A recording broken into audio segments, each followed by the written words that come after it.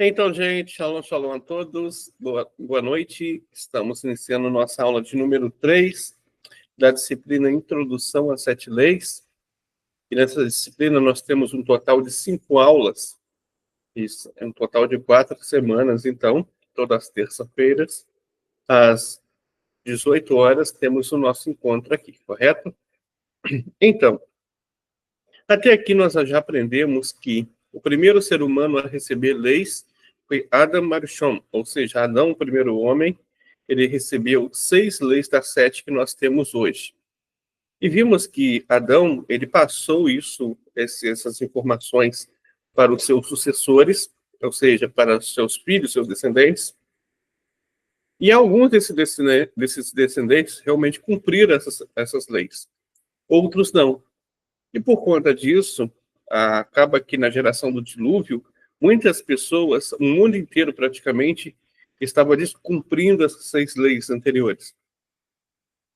Apenas Noa e sua família eram cumpridores dessas leis. Por isso, veio o dilúvio, mas Noa foi salvo desse dilúvio.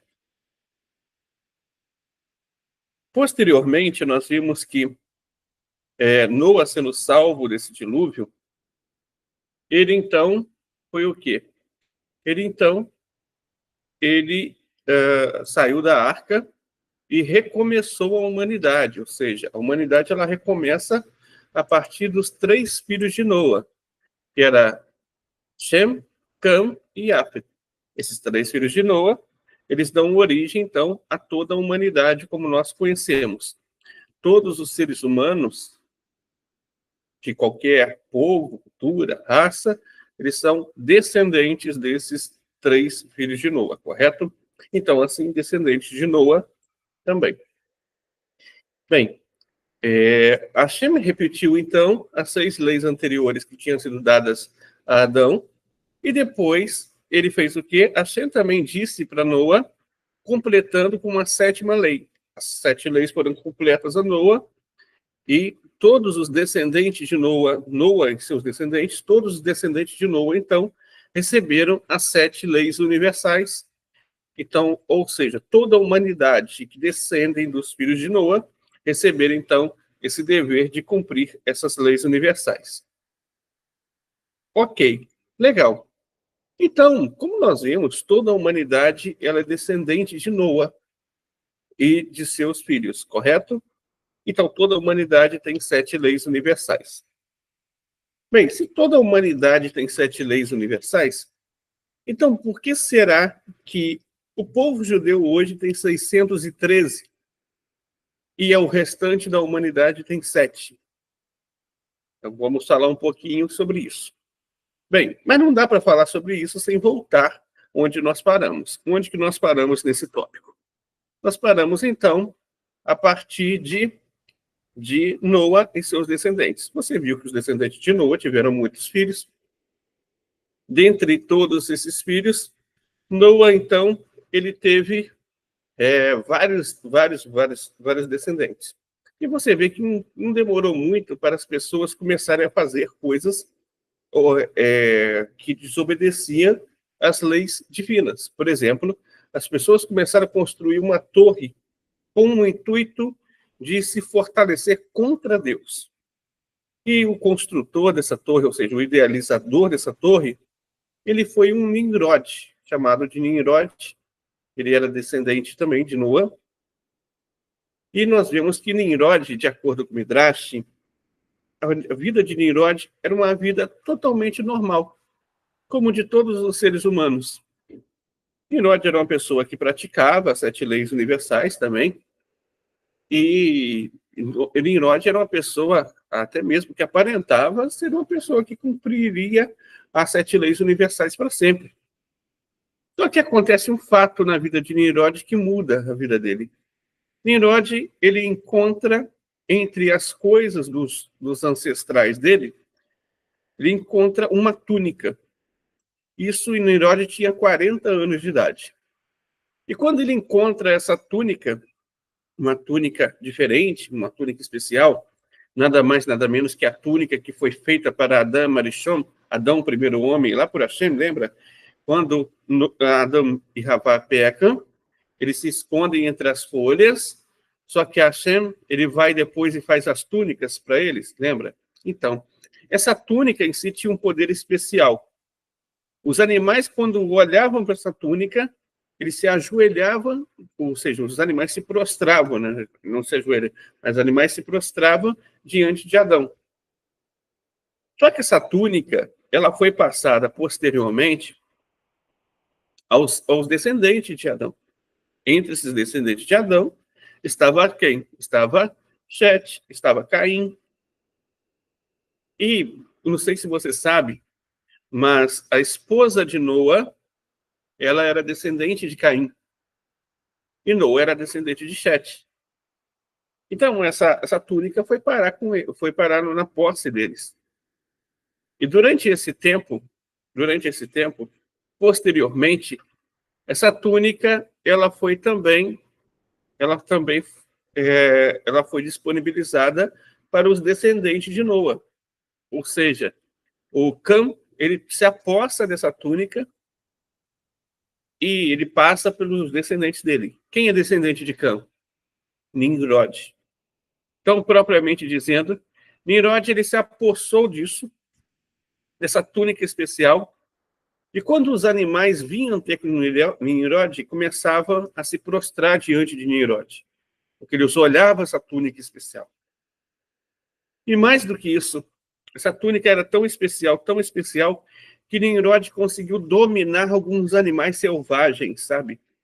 Nimrod lutou contra o rinoceronte e venceu sozinho o rinoceronte. Ele dominou ele com a força que essa túnica especial dava. As pessoas da época, todo mundo vendo isso, o que ocorreu? Começaram a pensar que Nimrod ele tinha superpoderes, que Nimrod era divino. Nimrod, então, aproveita toda essa ideia que as pessoas estavam tendo sobre ele e lança a primeira religião após o dilúvio. A religião de Nimrod. Nessa religião de Nimrod, Nimrod tinha uma esposa e tinha um filho. A esposa de Nimrod era Semiríades. E o filho de Nimrod era Tamus. Esses três compõem a primeira trindade, então, da história. Ou seja, a primeira família sagrada da história. Então, a partir desses três, Nimrod aproveita para criar a sua idolatria. No meio de todo esse caos idólatra, nasce uma cidade dos restos da Torre de Babel. E essa cidade é denominada como Babilônia, o Babel. Só que, naquele momento, ela não estava ainda com toda a sua glória. Então, ela era chamada de Ur-Kasdim, ou Ur dos Caldeus. Essa cidade de Ur-Kasdim, ela vai ser o centro da idolatria na época de Abraão. E é nessa cidade circunvizinhada de idolatria, a idolatria se espalhando pelos 4 cantos do mundo, que nasce Abrão. Quando Abrão ele nasce, ele tem entre os seus pais e os seus tios pessoas idólatras. Abrão, então, nasce numa casa totalmente idólatra. Para nós entendermos, Abrão ele nasceu num ambiente em que o tio dele ele fabricava imagens, estátuas para idolatria. Ele era o responsável, inclusive, dessas obras, né, que eram feitas para idolatria, e era incumbido por Nimrod de fazer, inclusive, as estátuas de Nimrod. Ur-Kasdim era uma cidade onde a idolatria ela imperava. Em cada esquina tinha um ídolo, em cada rua uma estátua. E entre todas essas estátuas, existiam essas estátuas de Nimrod. Quando uma pessoa via a estátua de Nimrod, era obrigada a se ajoelhar diante da estátua e beijar o chão. E assim todas as pessoas faziam naquela época. Tudo bem. Então, isso foi até uma certa época. Abrão, então, ele nasce no meio de tudo isso. Só que Avram, ele tem uma diferença nele. Avram, ele era um rapaz que desde muito novinho ainda, ele procurava pensar, refletir sobre as coisas e questionar as coisas que aconteciam. E um certo dia, Avram, ele vai até os lugares afastados da cidade, até os campos, e ali Avram começa a pensar: quem será que é o criador desse imenso mundo? E ele começa a pensar: olha, quem sabe esse criador é o sol. E ele vê o sol nascer, o sol brilhar, só que depois ele vê que o sol vai embora. Então ele pensa: olha, com certeza esse criador não é o sol. Ele vê a lua nascer.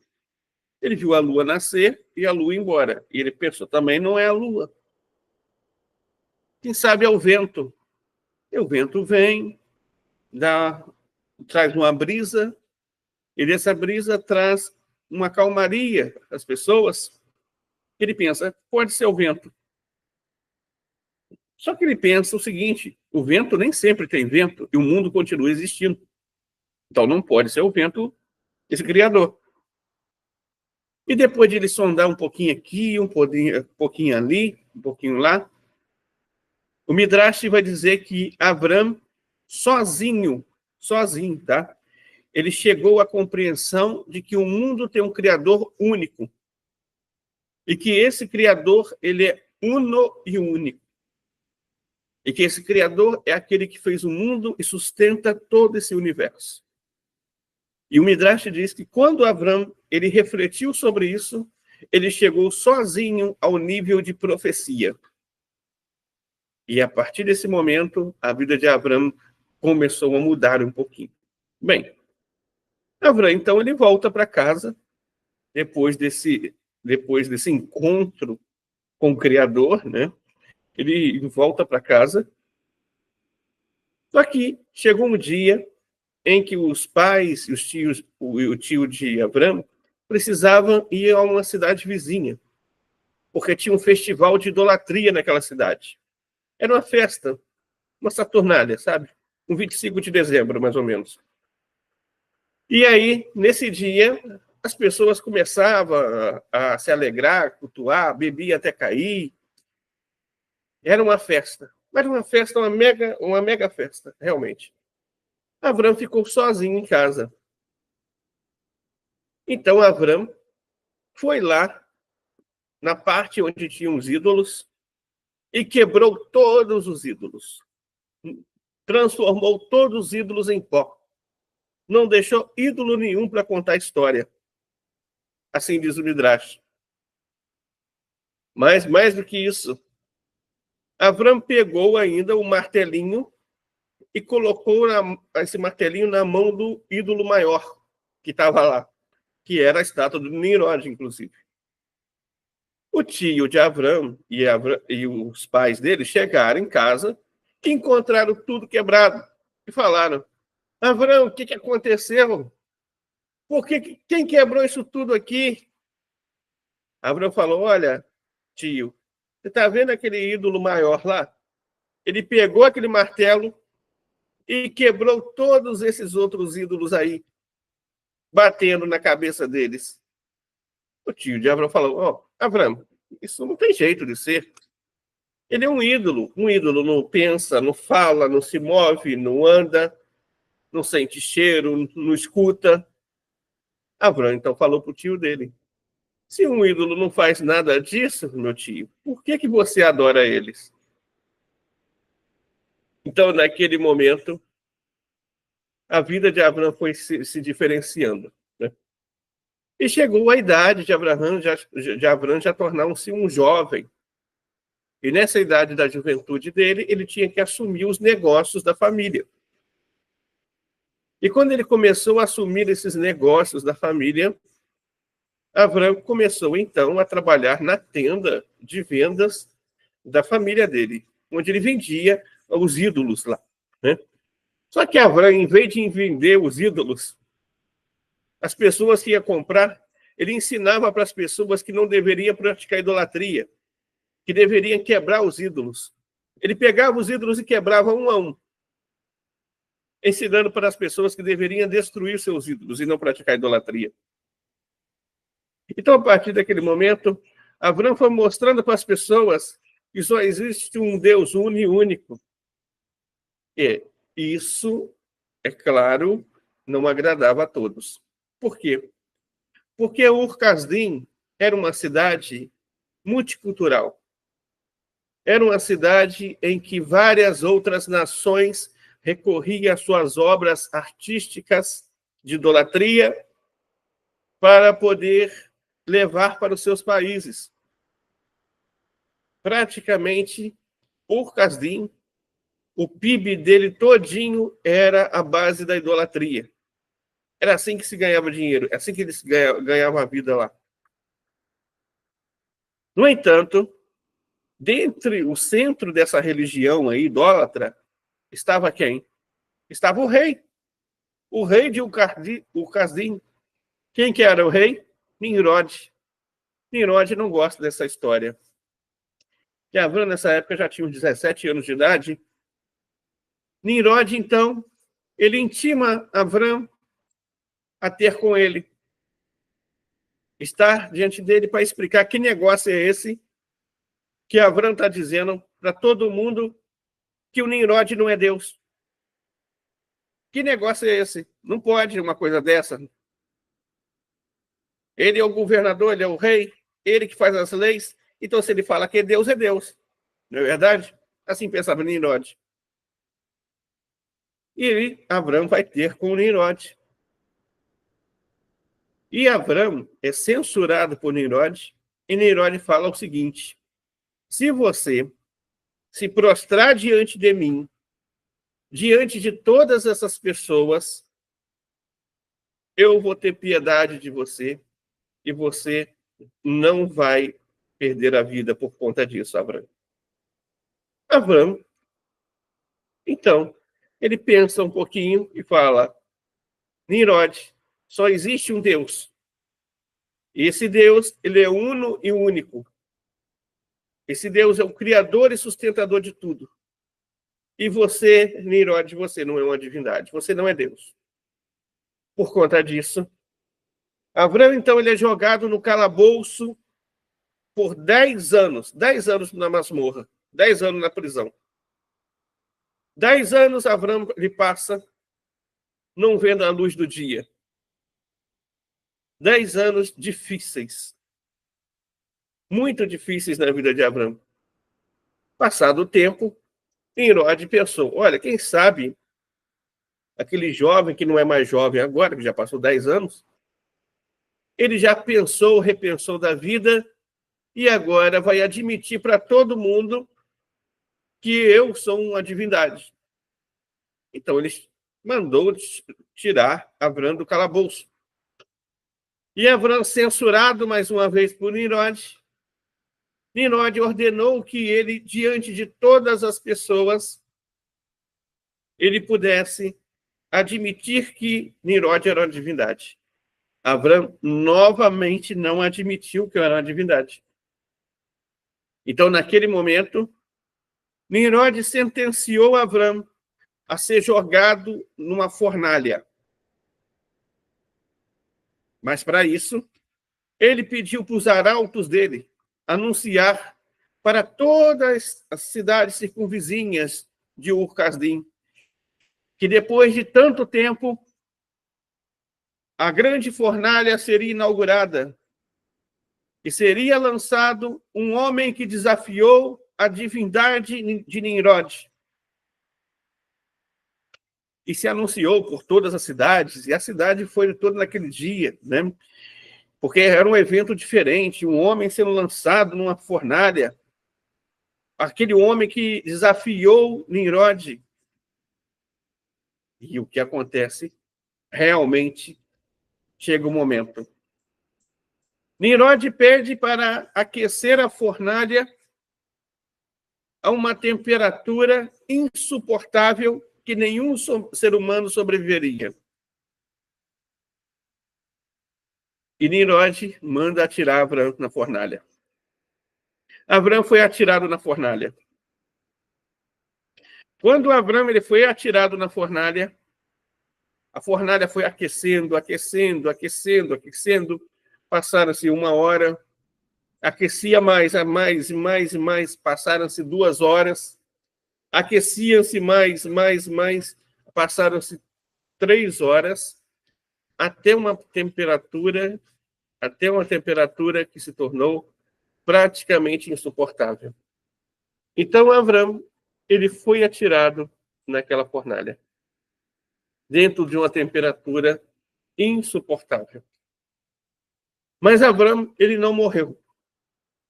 Estava vivo. E mais, sem nenhuma queimadura sequer no corpo. Nem moreno ele ficou. Ele já era moreno, né? Para quem não sabe, os babilônios originais geralmente eram morenos, né? E Abrão, debaixo de toda aquela situação, o Nimrod olha aquilo e fala: tira esse homem aí da fornalha, porque esse homem deve ter alguma coisa diferente. Com certeza esse homem é uma divindade. Com certeza esse homem é o enviado dos deuses. E assim, Abrão foi tirado da fornalha. E mais uma vez, Nimrod chegou perto de Abrão e falou: Abrão, você é o enviado dos deuses. Eu não vou mais te censurar sobre isso. Apenas respeite a minha divindade. Abrão falou: mas você não é uma divindade. Nem eu sou divindade, ninguém é divindade. Somente existe um Deus único, e além dele não existe nada.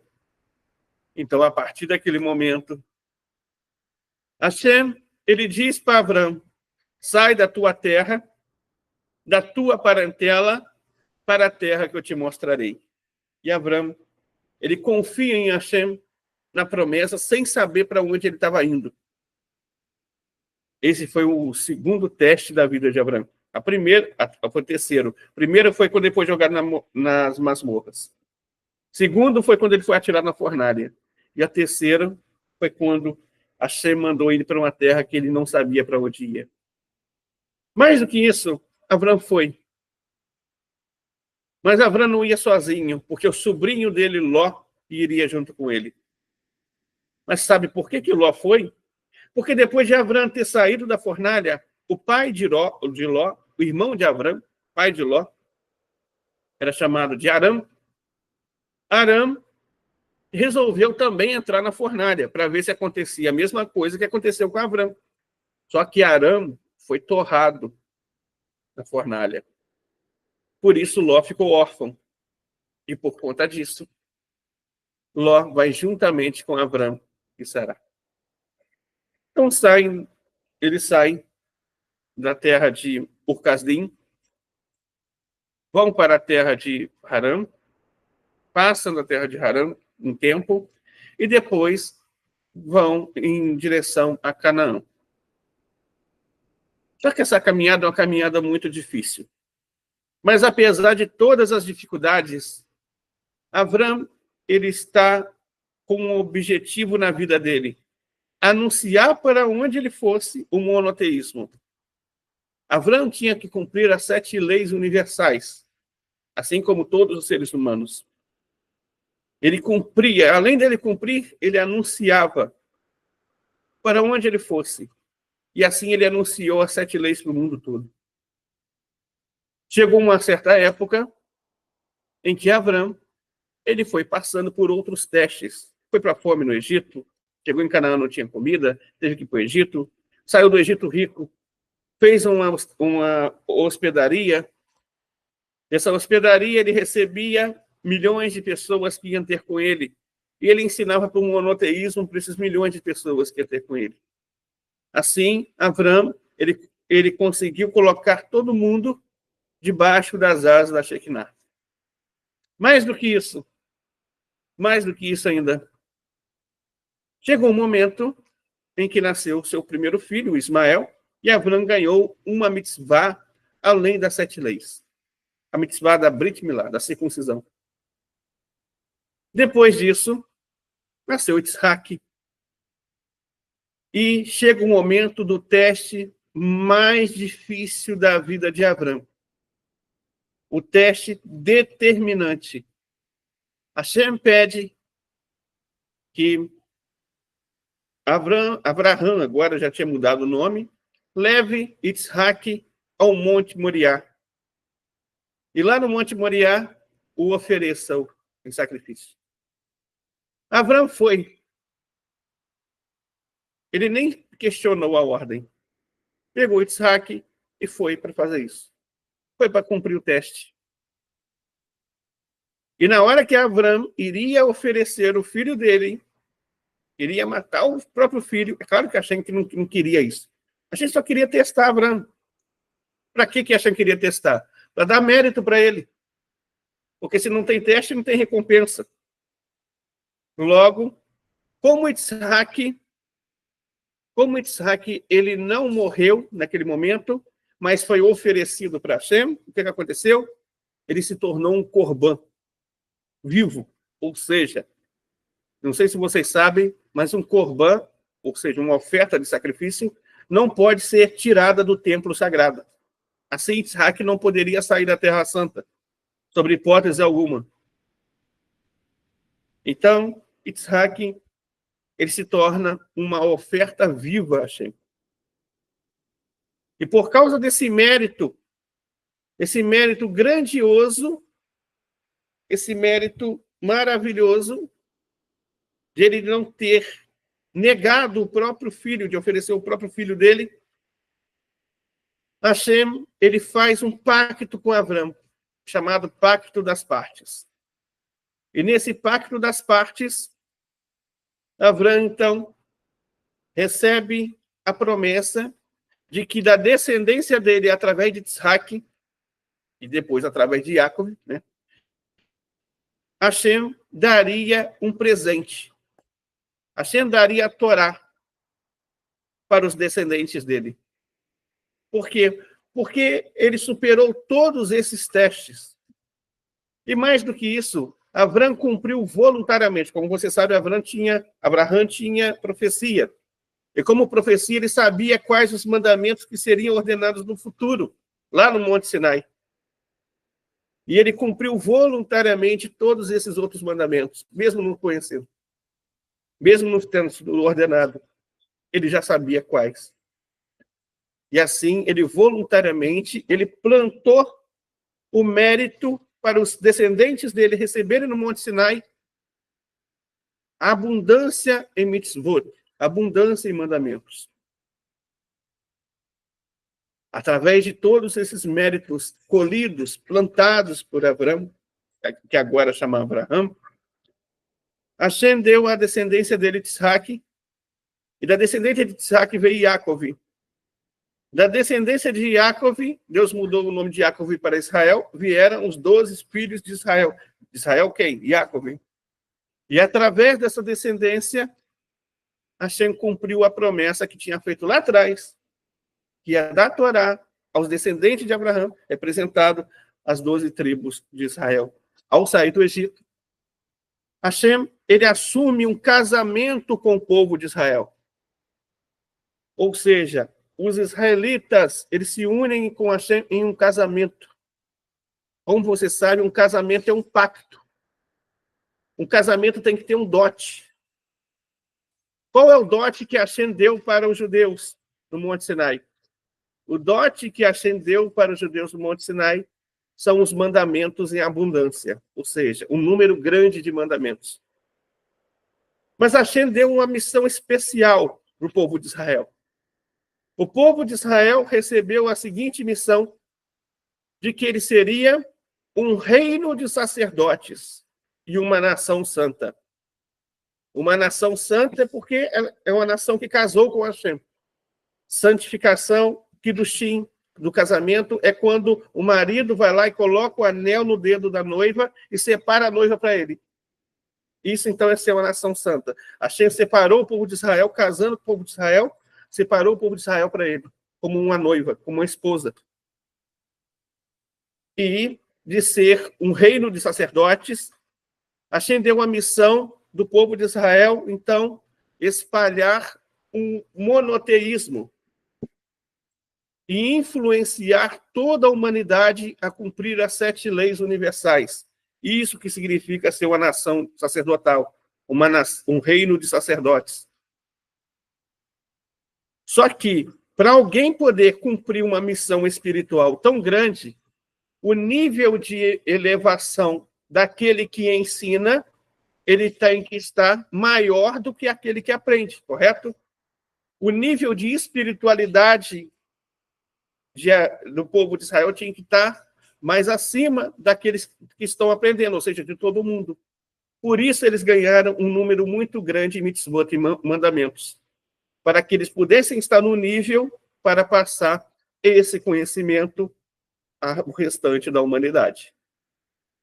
Exatamente esse é o motivo por qual Hashem, então, deu 613 mandamentos para o povo de Israel e 7 leis universais, com suas ramificações, ao restante de toda a humanidade.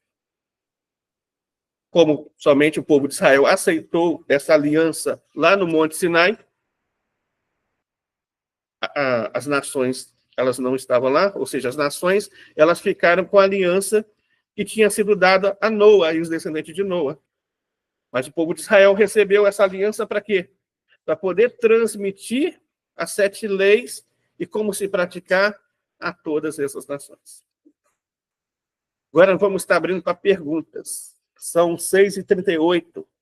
Até 6h45 eu estarei respondendo as perguntas. É só digitar no chat no YouTube que eu estarei respondendo, tudo bem?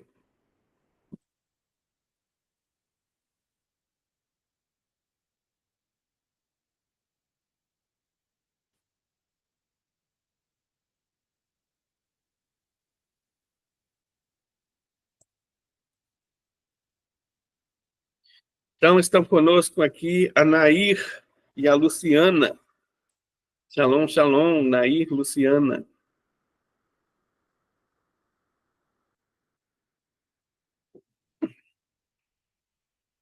Alguém tem alguma pergunta? Lembrando que daqui a pouquinho vou estar postando mais uma atividade lá no grupo disciplinar, na plataforma do Google Classroom. A atividade já está postada lá, tudo bem?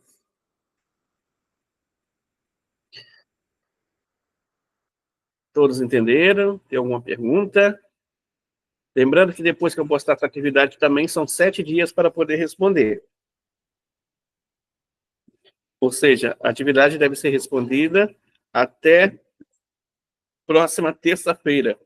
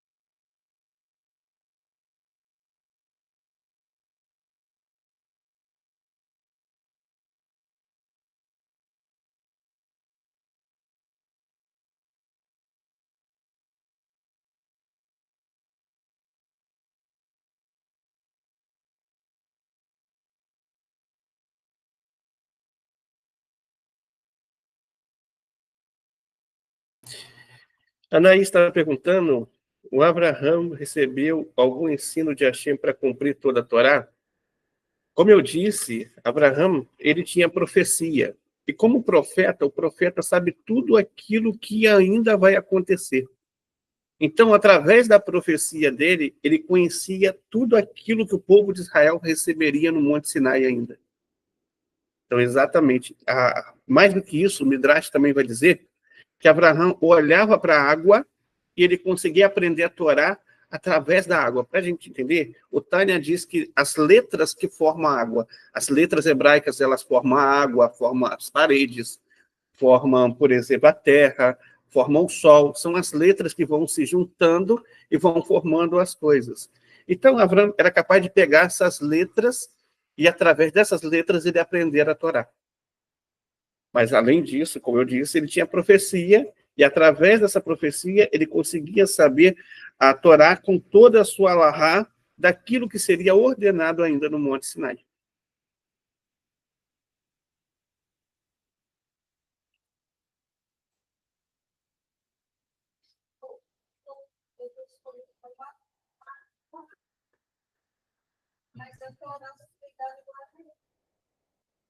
Isso.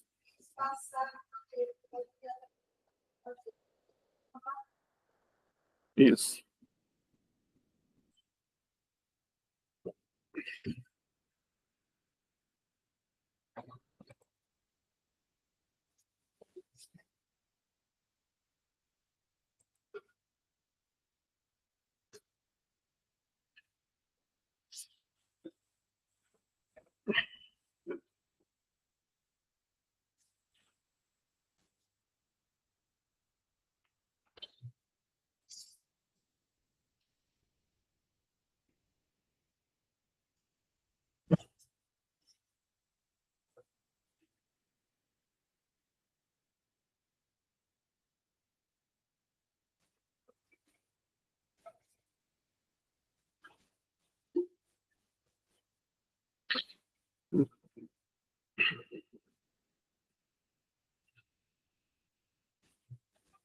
Mais alguém tem alguma pergunta?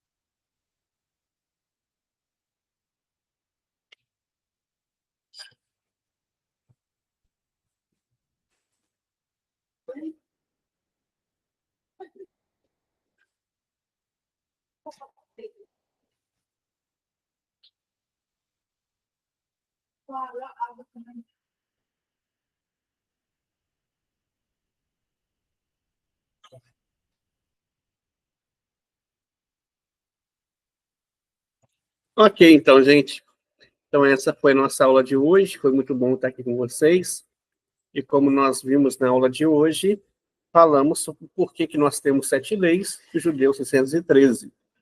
E daqui nós aprendemos que depois do dilúvio, o mundo caiu de nível, né? No nível de espiritualidade baixou bastante e a idolatria ela tomou conta da terra. Vimos que Abraão ele nasceu numa família idólatra, mas aos 3 anos ele já começou a sondar, iniciar os estudos dele e percebeu que esse mundo tinha um Deus que é uno e único. E ele atingiu um nível de profecia. Vimos que ele chegou sozinho a essa compreensão monoteísta. Então, ele foi escolhido, Abraão cumpriu voluntariamente a Torá de forma completa, porque através da profecia dele conhecia os mandamentos e todas as alahotes que seriam dadas lá no futuro, e que a descendência de Abraão, por conta dessa superação que Abraão fez, ela foi o quê? Abençoada para receber a Torá no futuro no Monte Sinai. Então, exatamente por isso, eles têm 613 e nós temos 7 leis universais. Foi muito bom estar aqui com vocês, que a Hashem possa dar muitas bênçãos, uma ótima noite para todos. Shalom, shalom.